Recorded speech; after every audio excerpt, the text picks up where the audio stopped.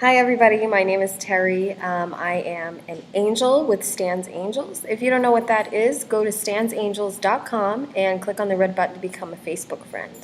So, I am here to talk to you about a subject that has been touched on for many, many, many years by many, many, many people in different scenarios. The good old fucking cheating boyfriend that never admits to getting caught. So, ladies, okay, let's just be honest. There are some women out there that just go through people's stuff, they snoop, they are looking for something, and it's not a surprise that you found something, okay? So, I'm not really saying that's a good thing to do because you're looking for trouble where there really doesn't need to be any trouble. But then I'm coming from the position of the women who don't go out of their way to look for anything, but when you get that gut feeling, you just know something's going on. They're being a little distant, they're not calling you back. They're being dismissive of you. Phone calls are happening at times that they didn't typically happen before. You know the signs, you know the symptoms. I don't need to go through everything with you. Okay. So here's one of mine stories. My ex-boyfriend, whom I broke up with a year and a half ago now, he just had been acting strangely. He'd been getting text messages by certain people at certain times. Not that I went through his phone, but more so that I just sensed it. And when I questioned him on it, he was very beat around the bush or uncommunicative, whatever the case was. So I was like, okay. One day, he is in the shower. And his phone is sitting there. And of course, he always had it locked. I never had the code, even though we were together for 3 years.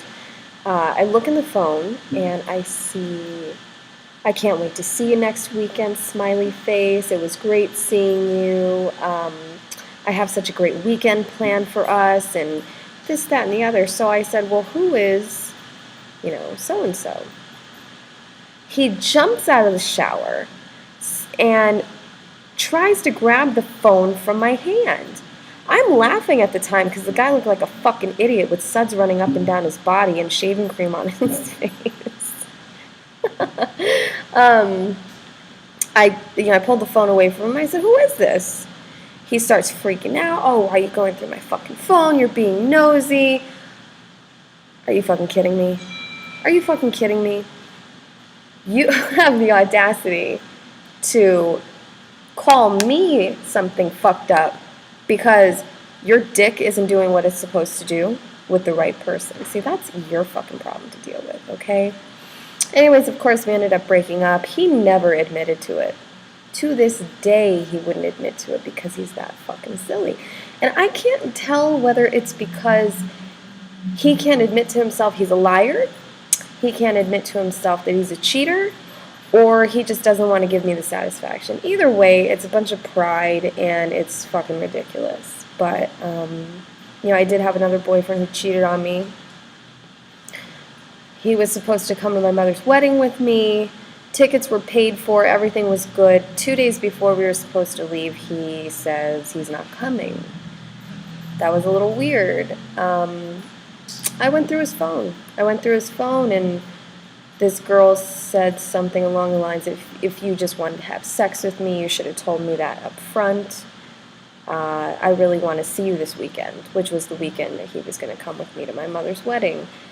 I left it alone. I kept my mouth shut, and I went along my way.